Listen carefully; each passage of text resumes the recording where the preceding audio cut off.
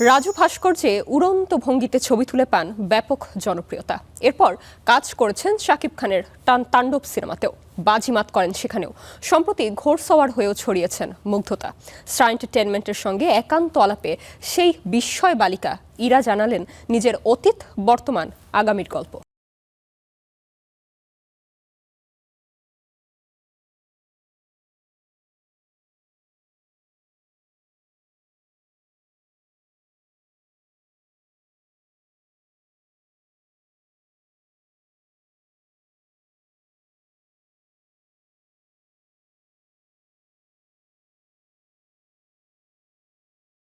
বলল যে আমাকে দিয়ে নাচ হবে না, আমি তালের সেন্স নেই আমার।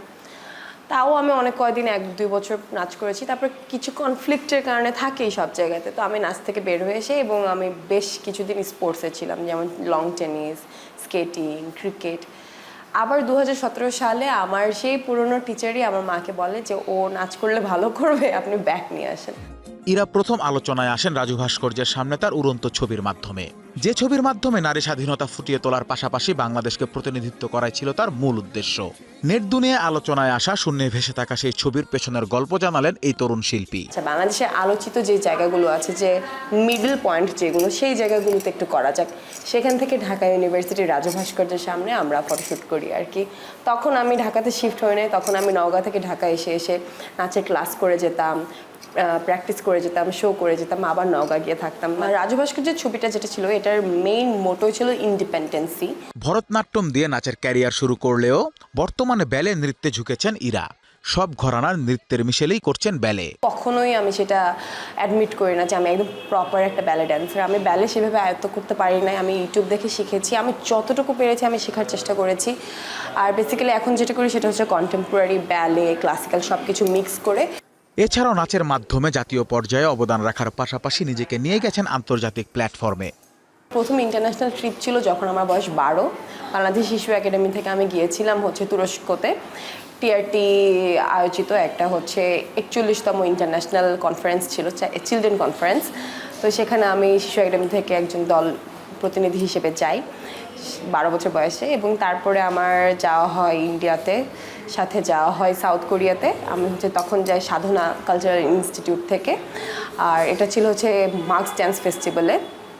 আর এছাড়াও আমার আরও কিছু, যেমন গ্রিসে যাওয়া হয়, তখন গ্রিস বাংলাদেশ কালচারাল যে চুক্তি, এই চুক্তির প্রোগ্রামে আমি যাই। নাচ ও সোশ্যাল মিডিয়া কন্টেন্টে পুরোপুরি মনোযোগ দিলেও পাশাপাশি আত্মপ্রকাশ করেছেন নিজের নতুন সত্তাকে।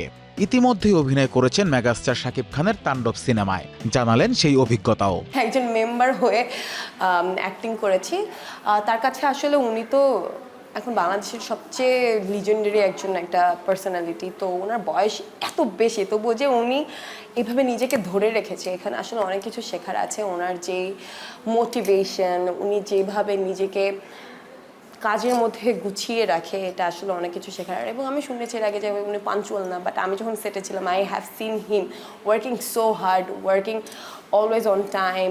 ছোটবেলা থেকেই নিজেকে আলাদাভাবে উপস্থাপন করতে চাইতেন তরুণ এই শিল্পী। এরই ধারাবাহিকতায় ঝুঁকেছেন ঘোড়সওয়ারে, যা তাকে ভিন্ন অভিজ্ঞতা দেওয়ার পাশাপাশি দিচ্ছে ভিন্ন কিছু করে দেখানোর অনুপ্রেরণা। হর্সের আইডিয়াটাও আমার আম্মুর কাছ থেকে আসে। আম্মু বলে কি, আরে নতুন কিছু করো, অনেকদিন তো নাচ নিয়েই করলা, এখন একটু আরেকটা কিছু করো। তো হর্স রাইডিংয়ের সব কিছু খুঁজে বের করে বলে কি, এই যে এখানে হর্স রাইডিং হয়, তুমি এখানে যে হর্স রাইডিং শিখবা। তো বুড়াক হর্স রাইডিং স্কুল থেকে আমার আর কি শুরু। নাচ, অভিনয়, কন্টেন্ট ক্রিয়েশনের পাশাপাশি বর্তমানে নতুন এক মাত্রা দিয়েছেন নিজের ক্যারিয়ারকে। আত্মপ্রকাশ করেছেন নাচের শিক্ষক হিসেবে, যা তাকে বিশেষ করে তুলেছে। পরীক্ষিত এই তরুণ নৃত্যশিল্পী দেশের প্রতিনিধিত্ব করতে চান বিশ্বমঞ্চে।